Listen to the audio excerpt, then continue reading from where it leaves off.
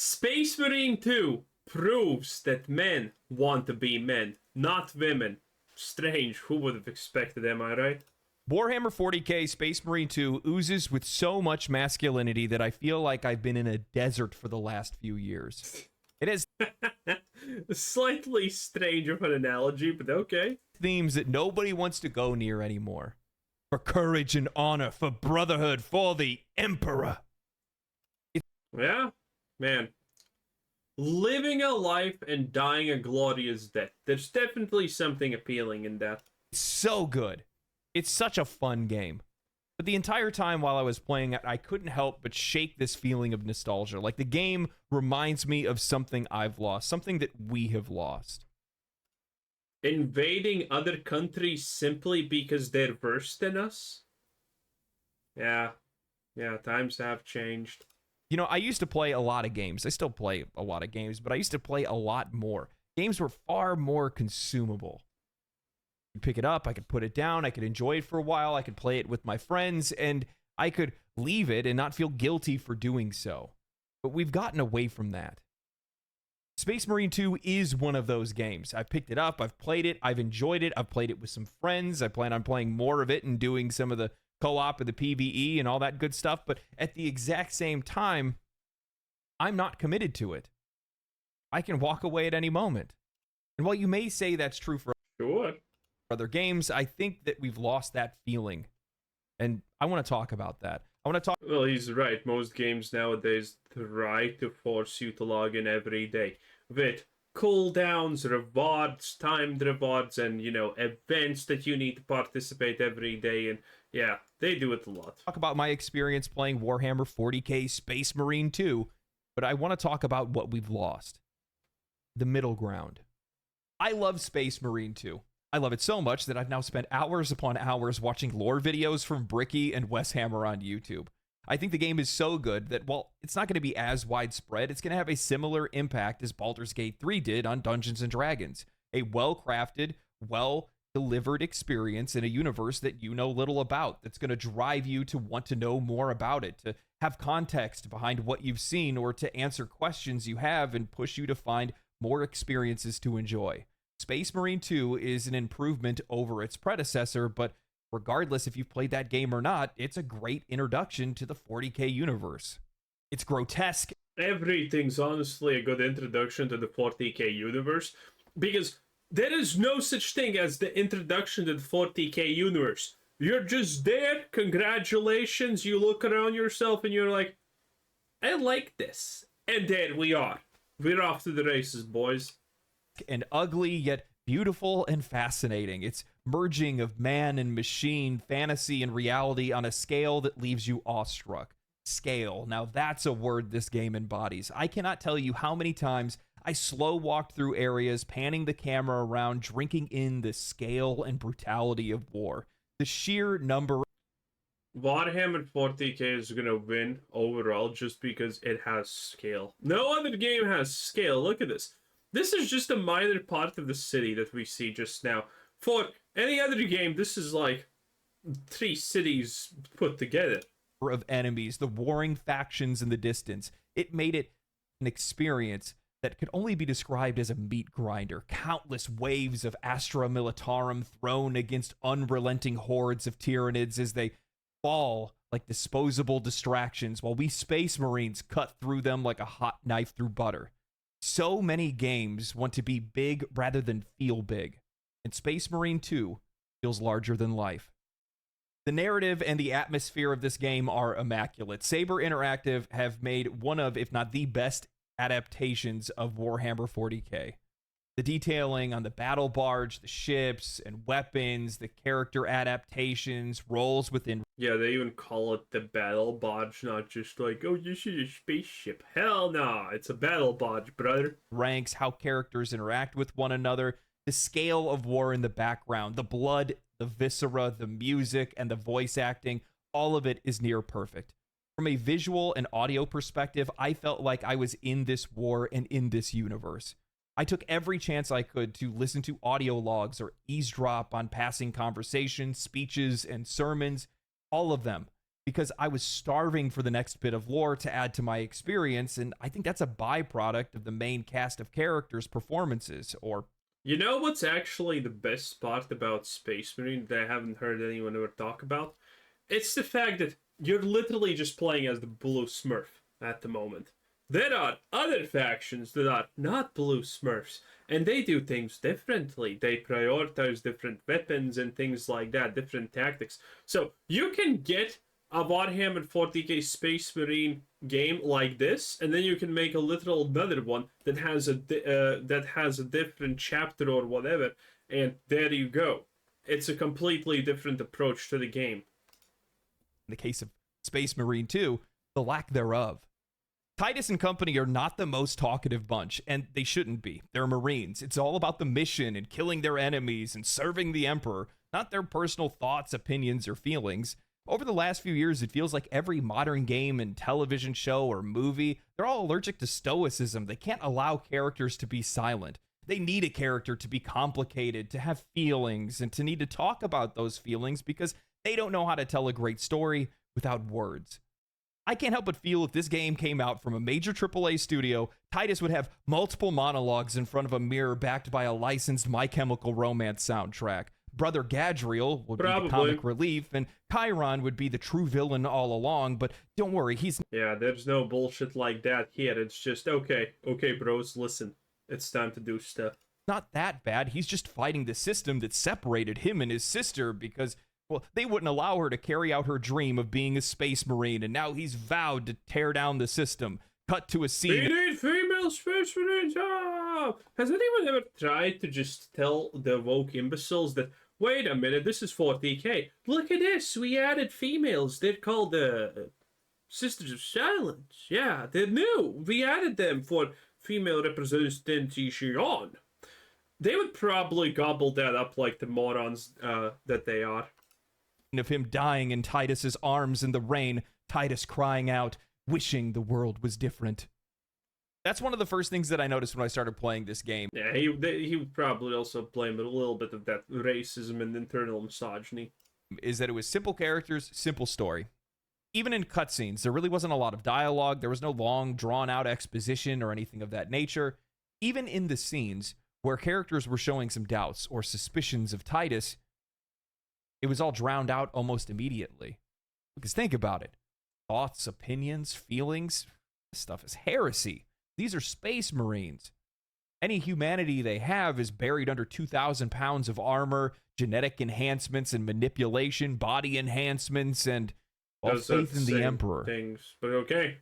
Over the last few years, games have really dove into this idea of telling simple stories through complex characters. There's no such thing as just a regular... No, I would actually say it's probably the exact opposite. They're trying to tell ridiculously complex stories about things that no one cares, no one understands, and no one values through ridiculously easy characters that are just, as bland as humanly possible. A character that literally you take one glance at it and oh yeah, I know exactly what this character is sadly about. And then they try to tell a ridiculously complex story that absolutely makes not a single fucking shred of sense. Villain anymore. And the greatest example of this, look at the Acolyte.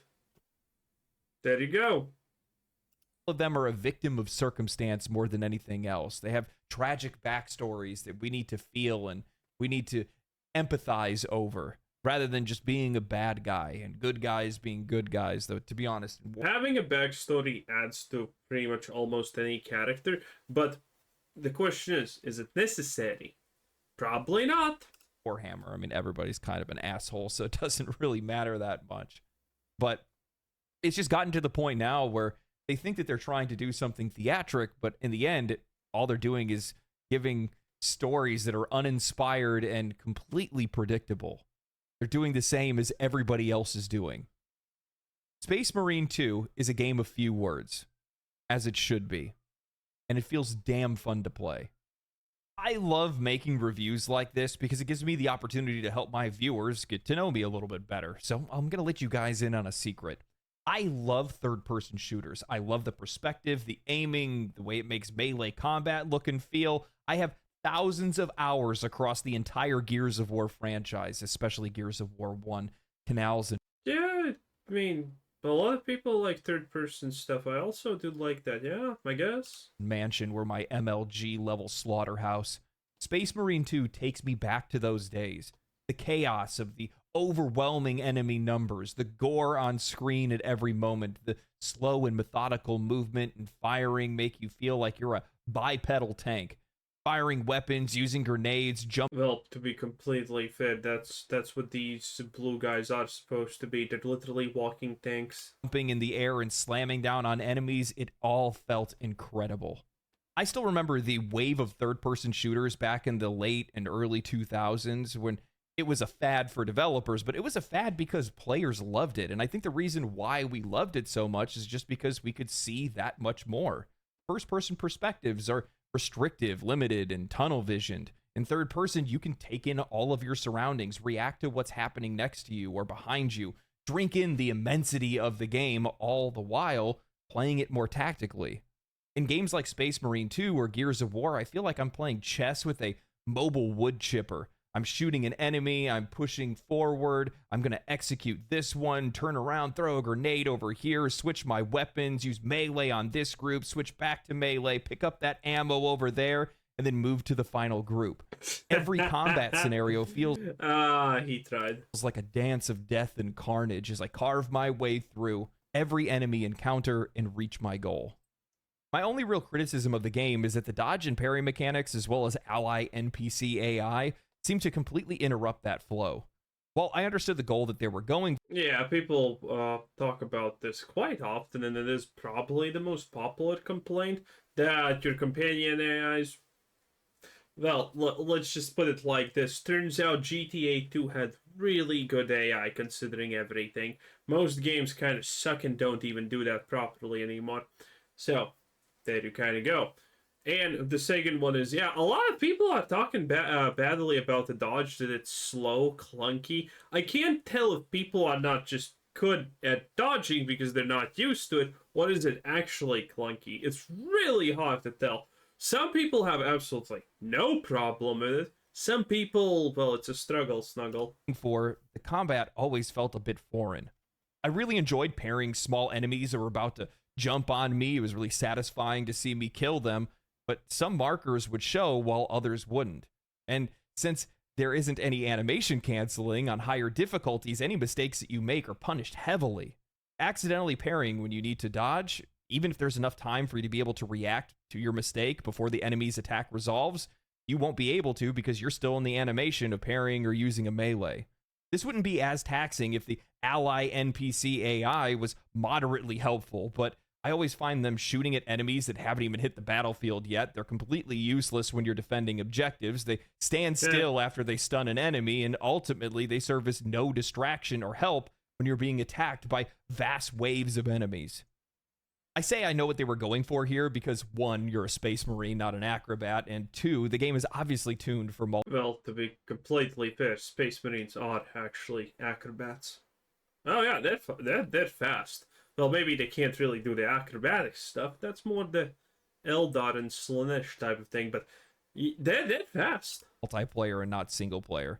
Once you have one or two friends in the group, the game transforms. The pace evens out. Any major issues that you have seem to disappear immediately. I'm reminded of the times Like, look at this thing, honestly. You wouldn't expect it to move this fast, but it kind of does. back from 2004 to 2010 where you would go out to buy games specifically just to play with friends. Army of Two, Kane and Lynch, Halo, Gears of War, Resident Evil 5, The Club. These social co-op experiences that are best enjoyed either on the couch or online with friends or coworkers. I had my friend hop in and play. We haven't played a game like this in a really long time, and it was like nothing changed. We bantered back and forth, making fun of one another, broing out over cutscenes, communicating strategies, and jokingly role-playing as we cut through waves of enemies. This is one of the reasons why I believe Helldivers 2 blew up when it did, because so many games are competitive now. Hell, almost all of media is so polarized and Helldivers 2 now is also going the stupid competitive route, and a lot of people are really pissed. Oh, what's this? Helldivers is amazing because it's a power fantasy? Well, let's just take that away from you because reasons. Oh, what is that? Too many people are using X gun because it's really good.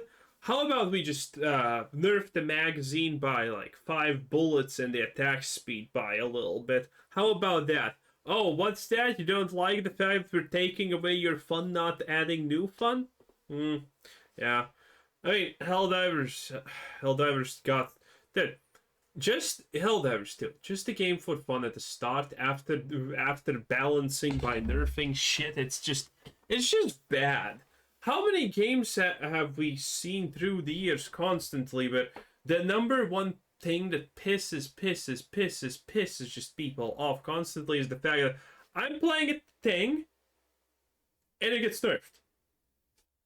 It gets nerfed. It just got nerfed. Play Ting, have fun, Ting gets nerfed. Why? If it's too powerful, just buff everything else up so it's equally powerful. Like, no, that's not just destroying the things I love. Oppositional that you can't even escape it in the first place. And as such, I think it's starting to begin this growing hunger within players and within consumers where they want things that are a little bit more leaning into the side of community and camaraderie more than anything else, because you're not really finding that anywhere else. The fact that people are understanding only now that men like the concept of the brotherhood is kind of fucking insane. But I guess this does make perfect sense to a degree, because we are living in a time where what were the statistics? You can Google them, but I think the average dude has 2 people or 3 people that he could call friends, and that is like a significant downpour from what it was like 20 years ago. And I would say that that's true. People that I would call friends in real life, yeah, that I have 2 other guys who I would call friends in real life. Good friends and whatnot. Everyone else is kind of okay, but just an acquaintance. You get the point. It is like that. Some have more, but the average is like super low or something like that. I think this is No, okay, I have 3, but still that's not a lot technically. Large in part due to AAA's push into live service. They all want to make their money printing machine, and we all know that competitive games seem to be the best at doing that. But with that said, I just really haven't seen a lot of games that have done anything like this over the last few years. And more games are getting away from this cooperative nature and cooperative play. I mean, think about it. Halo 5 and Halo Infinite didn't even have couch co-op or split screen. Halo, of all games. Mind you, that's 343, and that's a whole other problem in and of itself. Yeah. But with that said, Space Marine 2 just feels like a pure video game. Unpolluted. There's no drawn out exposition. It's not trying to put me on long grinds or chases or anything like that.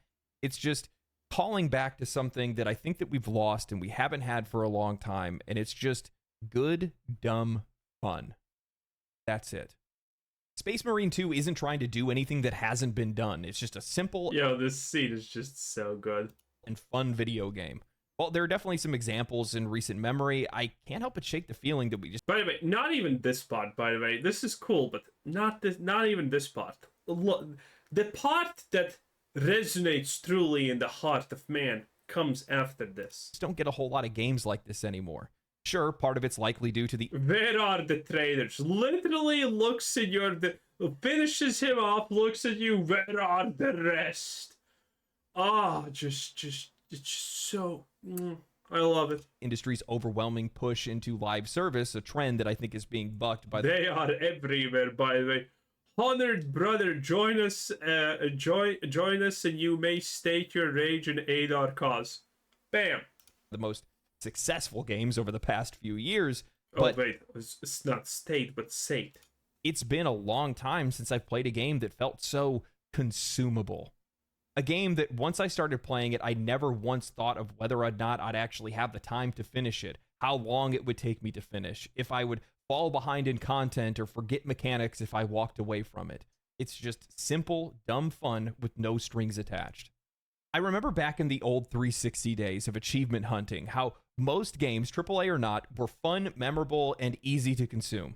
Def Jam Fight for New York, Burnout, Need for Speed Most Wanted, King Kong, Marvel Ultimate Alliance, The Darkness, Army of Two, Brutal Legend. None of these games were king of that era, but they were the supporting cast that made gaming feel. They should, but you all probably saw the flaw here, right? It's the fact that they're getting shot, the AI is doing things, but the AI is not killing them off because, well, Brutal Legend. You don't have full armor or whatever here. So it's gonna keep them alive forever, even you know you're on full shield. Feels so damn worthwhile at the time. Well, yeah, there were still our fair share of garbage games. There were so many middle industry titles of little critical renown that were worth your money and didn't make you feel like every single game that you needed to buy was the game. Sometimes it was good just to play a game. Yep. One of my fondest memories back then was this little-known game called 50 Cent Blood in the Sand, where you played as 50 Cent and the G Unit. You played a concert in the Middle East where you were promised a $10 million diamond-encrusted skull upon completion. Some gang members steal it, and now you and the G Unit are on a mission to go get what's yours.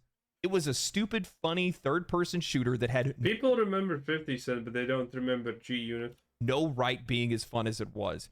It adapted mechanics from the club where bonus objectives would randomly pop up, like blow up barrels or get X amount of headshots or only use pistols, making you and your friend race to see who can achieve the goal first and rack up a higher score at the end of the run. Again, it was just dumb fun. It didn't feel like a game that was being made by a studio that had everything riding on the line. And it came from a time where, as a player, I didn't feel like everything was riding on every purchase that I made. And I think that's one of the problems that we have today, that feeling of finality with every purchase, the sense that every single game has to be the one. And it comes from a shift in both the industry's approach and our view of what games are today. This constant pressure that every game needs to be a massive hit, to have endless updates, to have something that demands long-term commitment, and it's led to this feeling. Developers now treat games like services, and players have been conditioned to believe that every purchase is an investment. Rather than... Hell no, people who believe that are dumb. Stop being dumb. You need to get better at this. Than just a chance to have fun. It's exhausting. Somewhere along the way, we lost the middle ground. Those mid-tier games that weren't trying to be the biggest thing in gaming, but were good, fulfilling experiences that were worth our money. We need to get back to a time where we could simply play a game, we could buy it, play it, and walk away from it feeling satisfied. Not every purchase should feel like a commitment for life. Sometimes it's good to just enjoy something for what it is, no strings attached. And you know, from my perspective, Space Marine 2 is one of those games. I played it, I enjoyed it. I'm going to go back and play more with some friends, do some of the PvE and PvE content and stuff like that. But outside of that, I don't feel like I'm committed to this game. I don't feel like I'm locked down or married to it in any way. And I think that feeling is coming from the industry itself. I feel like the players, the consumers, can feel the pressure that these studios are exuding on their employees and exuding on these games. And it's because of their mismanagement of money. They're not investing the right way. They're putting way too much into one boat, and if that boat sinks, well, then the studio's done. And it's a lot more complicated than that, to be completely fair, but there is a shred of truth to build off of there. It shouldn't be that way. You know, I've seen a lot. But also, it's kind of impossible for it to not be that way. Well, it's not impossible. But again, a great example of this is Larion and Baldur's Gate 3. They flat out just said, hey, if this fails, Larion does not exist anymore because, reasons. A lot of people talking about game prices and how they need to go up again. Talking about $100 and things like that. $70 is a lot of money. And I think that's also on the side of the players. We feel the pressure. $100 and I'm pirating everything. Okay, listen, I'm just gonna pirate everything. Because we're spending so much money on these games in the first place, there's no flexibility there. I'm on the side asking for more flexibility. It's one of the reasons why I mostly buy indie and AA and single A games, is because there's a lot of price flexibility there. More times than not, I end up getting a way better deal for the money that I spend. I spent like $15 on Core Keepers. I put like over 100 hours into it. I think I spent $5 on Terraria at one point. I have Uh, Terraria is definitely a worthwhile investment. like 1,200 hours in that. So I want to see more flexibility in experiences and in prices, and we just don't seem to have that as much as we used to. I desperately want to go back to the days of junk food games, where even from some of these AAA studios, they would put out games that would be more like middle tier releases than anything else. And Space Marine 2 kind of feels like that. Don't take any offense to this. I know some people are going to be up in arms about it, but this doesn't feel like a Game of the Year candidate because it's not. Oh no, it's definitely not. I mean, this is probably not the hot take, honestly, even. It's a good game, but it's just a good game. And this is how games should be. Every game should not be a Game of the Year candidate. It just should be a good game, and that's it, and we're happy with it. Like, if Space Marine 2 doesn't get nominated and doesn't win the prize, so what? I think people are still gonna be happy about it as an outcome. It's like Hogwarts Legacy, right? Hogwarts Legacy came out, people played it, people liked it, there were a couple of problems, exactly like in Space Marine, but at the end of the day, people played it, people liked it, people stopped playing it, people moved on. Doesn't need to be the Game of the Year, but it's still a fine experience. Doing anything extravagant. Anyway, I think we're kind of done here. Anyway, that was Legendary Drops 10 out of 10. Bye!